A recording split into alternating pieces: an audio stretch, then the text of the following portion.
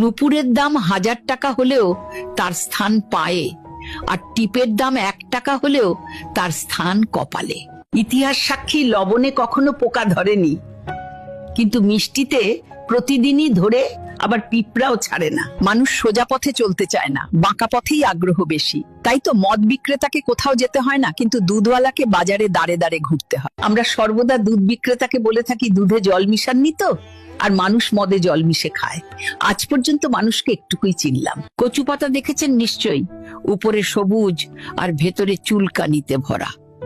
ঠিক তেমনি কিছু মানুষ আছে, বাইরে থেকে দেখতে ভীষণ সুন্দর, পরিপাটি, কিন্তু ভেতরটা আবর্জনায় ভরা।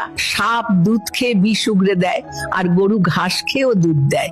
সুতরাং দোষটা খাবারের নয়, পার্থক্যটা স্বভাবে। নিজের যোগ্যতা নিয়ে কখনো অহংকার করবেন না। মনে রাখবেন, পাথর কিন্তু নিজের